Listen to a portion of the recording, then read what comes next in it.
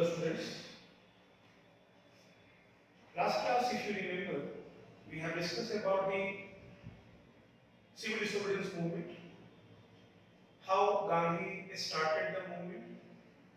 Gandhi also called off the movement.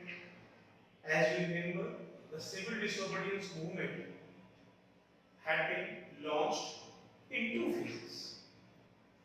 The first phase, with the short Satyagraha was started, and it was called off, means suspended, once Gandhi agreed to take part as a representative of Congress in the second round table conference with the Gandhi-Irving Pact. Thereafter, Gandhi went to London and took part in the second round table conference as a representative of Congress. But if you remember, I have said that Gandhi returned to India from London with empty hand, means there was no result as far as Congress is thinking that would come from the second roundtable conference so that Indians would satisfy. If you remember, Gandhi wrote a letter to Lord Irving comprising 11 faulty points. But in that particular second roundtable conference, British government had played its own game. What was the game? It was the divide and rule game. We will discuss about this. I am just giving you some background of the topic that we are going to discuss. So today we are going to see what had happened in the second roundtable conference, due to which Gandhi returned with empty hand. That also become a kind of limitations for the civil disobedience movement. Residence limitations means somehow the civil disobedience movement just got some resistance within the Indian society. And in that particular topic, we are going to discuss about two major group of Indian society, those who were aloof, those who were alienated, those who kept themselves away from the civil disobedience movement. So why these two groups, namely Dalits and Muslims, had not participated in the civil disobedience movement in large numbers? Over here, remember, Muslims, it doesn't mean that Muslims of India, means all Muslims of India, I am not talking about all Muslims of India had not participated in the civil disobedience movement. There were a group of Indian Muslims, a major group of Indian Muslims who kept themselves away from the civil disobedience movement. And Dalits were also had not participated in the movement with great enthusiasm. Their participations were very, very less, almost negligible. So see, what had happened? These are the two communities, those who were very much away, kept themselves away from the civil disobedience movement. First is Dalits. They were also called untouchables. And second one was Muslims, the followers of Islam. Again, I am repeating. Muslims doesn't mean that every Muslim of India. No. There were a major group of Indian Muslims who were not participated in the civil disobedience movement. So first of all, we are going to analyze the circumstances under which Dalit participation was very, very less. Let's go in the background. Congress, once it was established in December 1885, Congress never tried to consider the issues of Dalit communities, Congress never feel good to raise the issues of Dalits. Why? Actually, if you see the Indian society on that time, this was the society when casteism was a part of the life. And on that time, the untouchables were seen as inferiors. They were not given equal rights, respect in the society. There was the domination of upper caste Hindus. Even though Dalits were the part of Hindu society, but they were treated inferiorly. They had not been given due respect as a human being. In Congress, on that time, there was the high caste Hindus domination. Leaders of Congress party belongs to upper caste. And the background of the Indian society was the caste domination. So, in that particular scenario, Congress was very much fearful to take the demands of the Dalits, as Congress was having the fear that it could alienate the high caste Hindus. If you remember the members of Congress earlier phases, in moderate phase, even in extreme phase, most of the leaders, almost all leaders, belongs to high caste Hindu society. A number of landlords were the part of the Congress membership. In that context, Congress was never a stand with the Dalit communities. Remember, this is one of the major issues due to which Dalits were very much uncomfortable with Congress. They don't have trust on Congress. But the scenario was going to be changed. With the advent of Gandhi in Indian politics, the scenario has been changed. Gandhi, if you remember, returned to India in 1915 and he took a tour to different parts of India to understand India and problems of Indians. He analyzed that until or unless Indian society could not unite, there was no meaning of freedom struggle. Freedom struggle never is successful. So in that particular context, Gandhi pointed out three things. Number one, the issues related to Dalit and their conditions. Second, the Muslim participation. And third, the role of women. If you remember, we have already discussed the creative work of Gandhi after the withdrawal of non-cooperation movement. Gandhi just disappeared from the active politics and he was working in the villages because he felt that until or unless these communities will not join with Congress, the freedom movement cannot be successful. So in that context, if you remember, Gandhi was working for the upliftment of the Dalit. Gandhi was also working for the women upliftment. So this entry of Gandhi just took the Indian politics and Congress towards a new era. It was from belief of Gandhi that Dalit are the major part of Indian society. And he believed that until or unless Dalits should not be a part of the movement cannot be successful. So now, Gandhi had to fight at two fronts.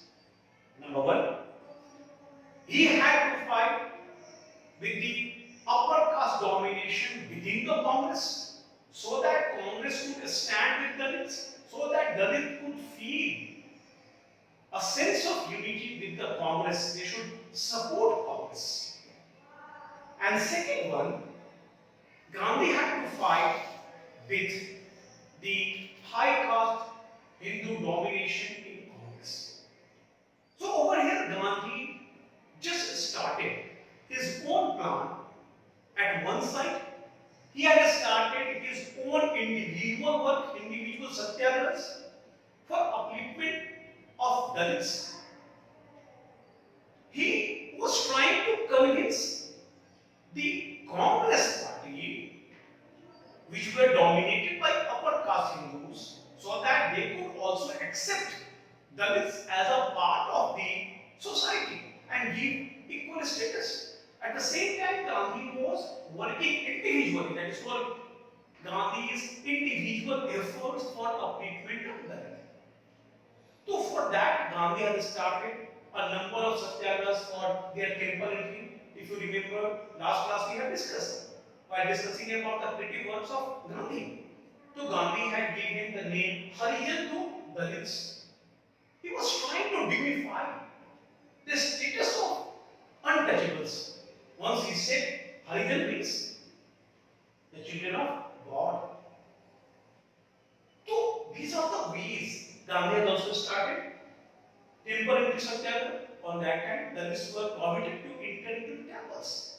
They were prohibited to enter into the schools. For them, where the stands within the village were separated.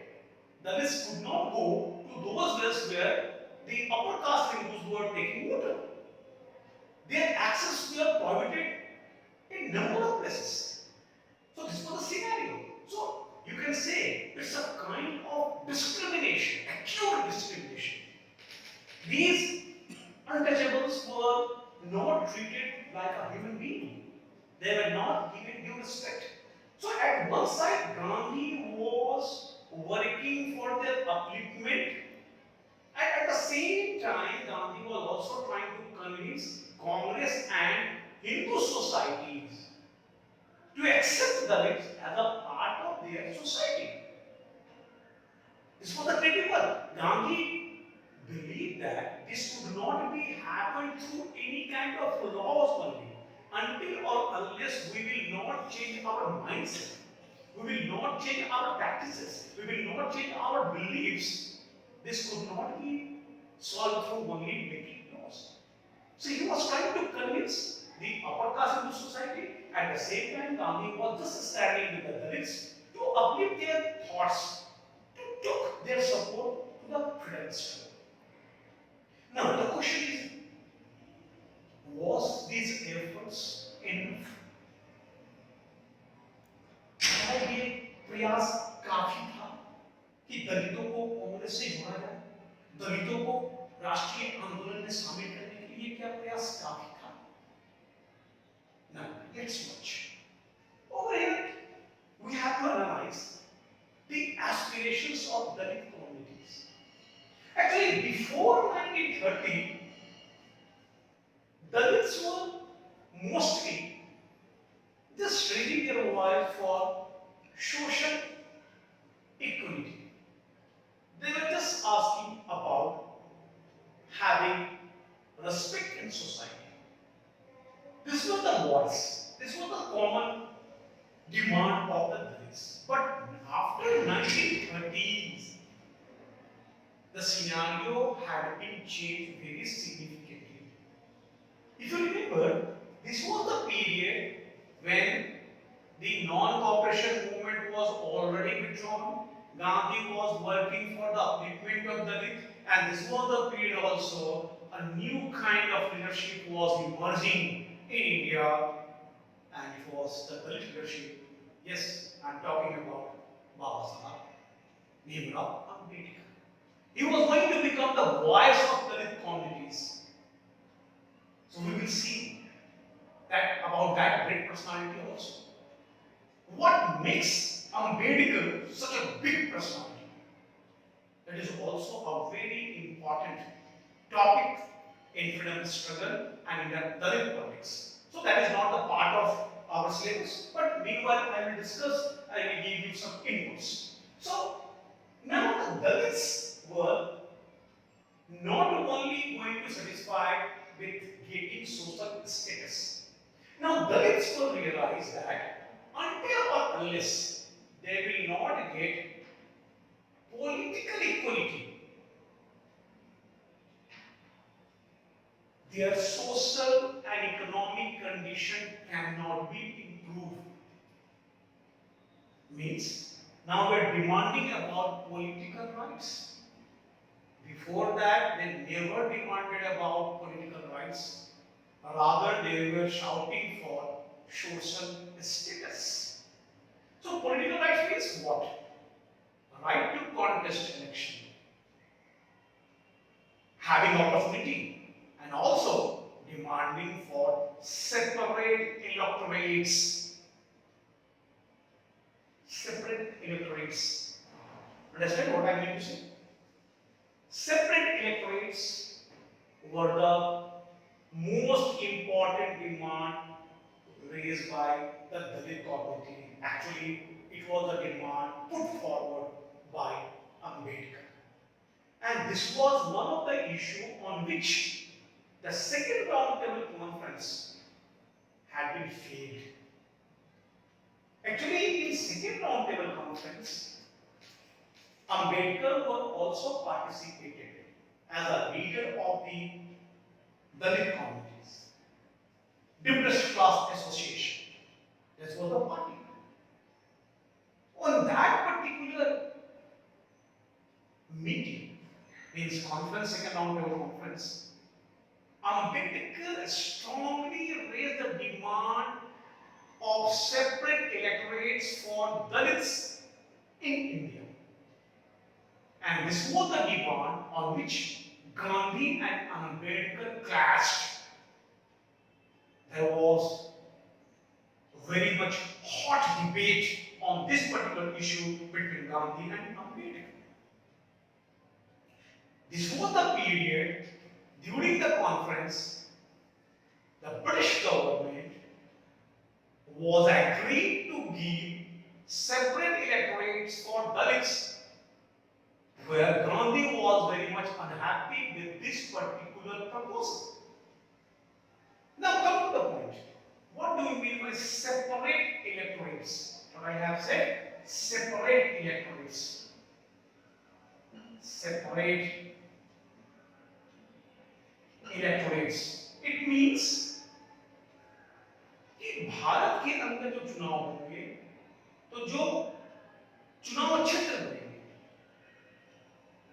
जो कहते हैं हम लोग electoral areas, आपके यहाँ भी होती है, कॉन्स्टिट्यूएंसी जो कहते हैं, जहां से रिप्रेजेंटेटिव्स खड़े होते हैं और वहां के लोग उनको वोट करते हैं.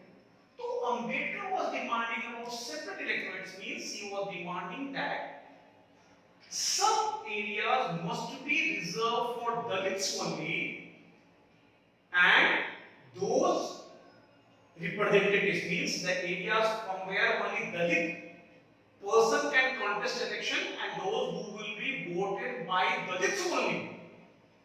That is called separate electorates. This was the demand. देखिए, ये जो separate electorates है, आज के रिजर्व कॉन्स्टिट्यूएंसी से अलग है. आज के समय में रिजर्व कॉन्स्टिट्यूएंसी में क्या है?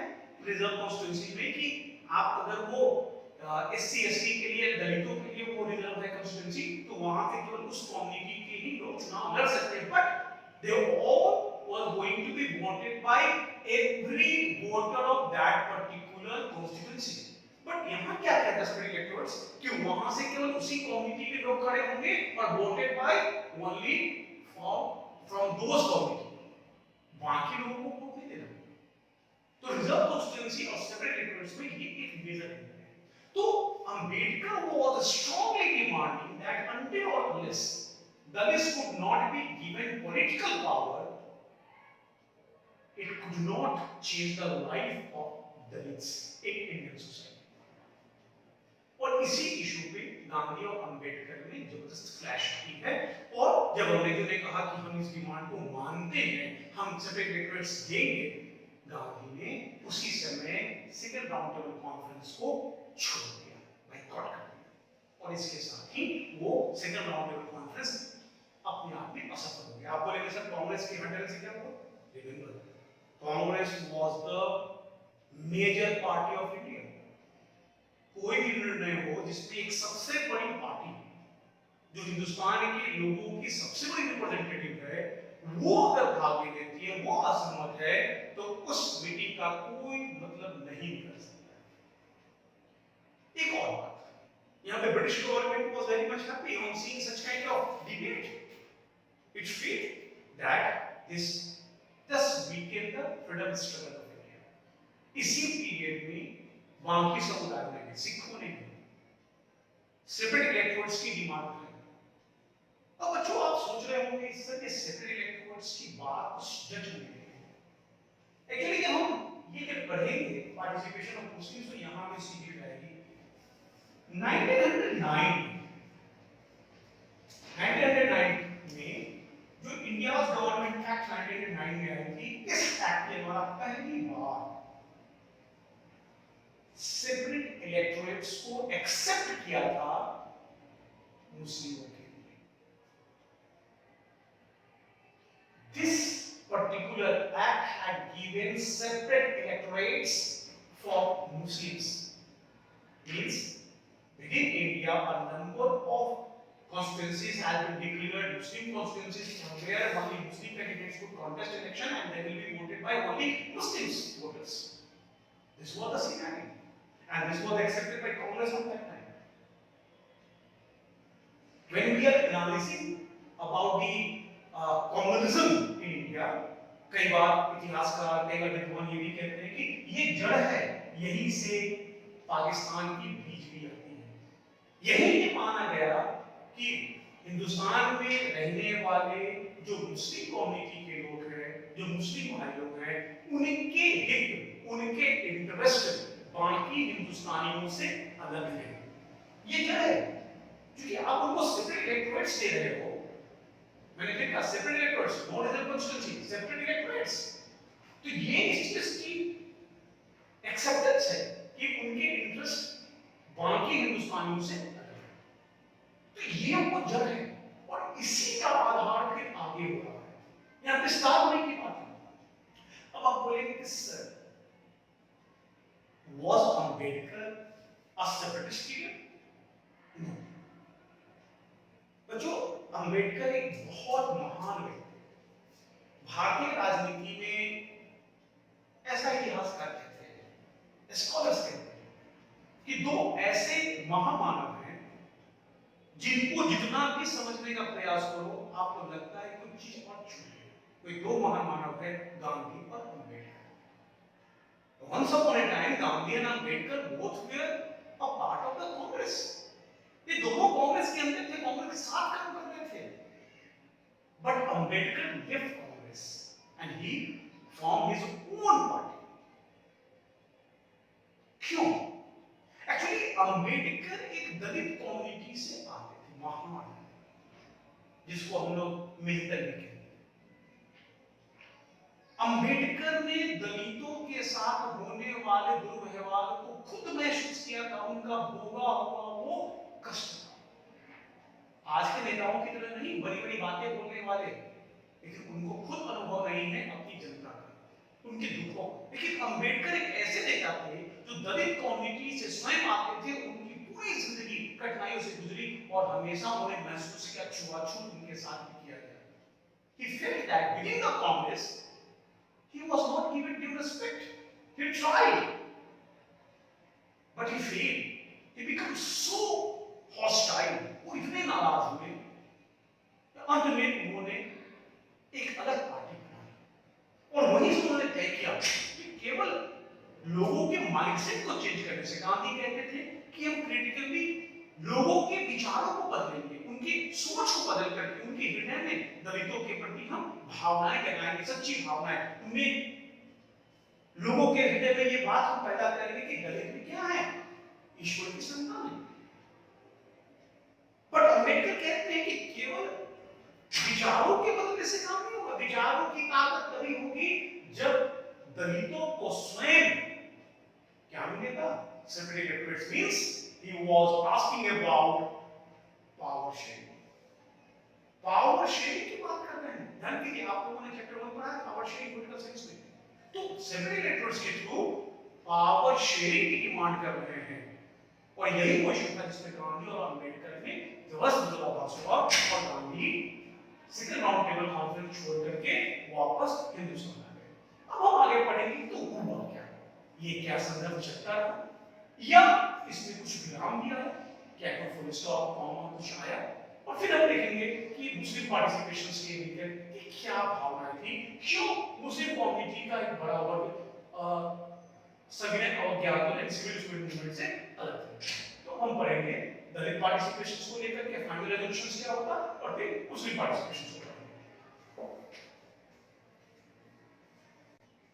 Now students, as we are discussing about the Dalits, now see, I have written some demands for which Ambedkar and Dalit communities since 1930s they raised their demands. Number one, reserve seats in educational institutions. One more thing, Ambedkar realized that until or unless Dalit communities would not be given better education, it could not improve their standard of life. Good education means having better understanding about the society. Once they learn about science and technology, they could understand what kind of discrimination they were facing, and such kind of discrimination has not been approved by any science, or it has not been done by God. So education was the key. It was the game changer for the Dalit community. So Ambedkar was emphasizing that Dalit must be given reserved seats in educational institutions, means कि इन colleges में, स्कूलों में उनको दलित बच्चों को admission के लिए अलग से प्रावधान होने चाहिए कि दलित बच्चों को पढ़ने के पूरे अवसर मिल सके। Number one, number two, about which we are discussing separate electorate to choose Dalit member in the legislative councils. यानी जो काउंसिल इलेक्शंस होंगे उसमें दलित इलेक्टोरेट्स बनेंगे, वहां पे दलित मेंबर खड़े होंगे और चुने जाएंगे केवल दलित वोटर्स के द्वारा। ये वो इशू था जिसे अंबेडकर ने उठाया था, और उन्होंने अपनी पार्टी बनाई जिसका नाम था पीपल्स क्लास एसोसिएशन। कब बनाई? 1930 में, कांग्रेस से अलग होने के बाद। और सेकंड राउंड टेबल कॉन्फ्रेंस में जैसा कि मैंने आपको बताया कि वहां पे क्लैश हुआ between Gandhi and Ambedkar on the issue of separate electorates. And what happened, Gandhi came to India, and then after Ambedkar was also returned to India. Once Gandhi returned to India, Gandhi went on fast until death. यानी गांधी ने इस demand को, ये जो separate electorates की demand थी, अंबेडकर के द्वारा उठाई गई, और यहाँ पर जब अंग्रेजों ने कहा कि इस डिमांड को एक्सेप्ट करते हैं, तो इस डिमांड के खिलाफ, इस निर्णय के खिलाफ Gandhi was went on fast till his death. Now Gandhi was just putting some pressure, moral pressure on the Indian leaders and even Ambedkar. अभी देखिए, मैंने कहा कि अंबेडकर और गांधी में क्लैश हुई, एक समय दोनों मिल के काम करते थे कांग्रेस के अंदर, बट आज की राजनीति से बिल्कुल उलट, विचारों में भिन्नता थी, मतांतर थे, परंतु एक दूसरे के प्रति आदर में, एक दूसरे के प्रति सम्मान में कोई भी कमी नहीं थी। दोनों एक दूसरे को बहुत सम्मान देते थे। यानी मतभेद हो सकता है, मनभेद नहीं। ये भारतीय राजनीति की उस समय की खूबसूरती है। आज की राजनीति बिल्कुल इससे उलट है। यहाँ पे गांधी और अंबेडकर में मतभेद हुए, काफी गंभीर मतभेद थे। इस इशू पे दोनों में बहस हुई, तीखी बहस हुई, परंतु यहां आने के बाद गांधी जब आमरण अनशन पे जाते हैं, तो अंबेडकर के ऊपर बहुत सारे जो कांग्रेस लीडर्स हैं उन्होंने दबाव बनाया। खुद अंबेडकर भी गांधी के अनशन पे जाने से परेशान थे। फिर अंत में गांधी और अंबेडकर ने sat together and finalize the solution. उन्होंने तय किया कुछ बहुत महत्वपूर्ण चीजें, उन्होंने तय की जो आज भी हमारी समाज में, हमारी राजनीति में, हमारे संविधान का अंग है। क्या निर्णय था? Gandhi and Ambedkar got a resolution. That resolution was called the Pune Pact. Pune Pact. एक समझौता, Pune Pact. According to that particular pact,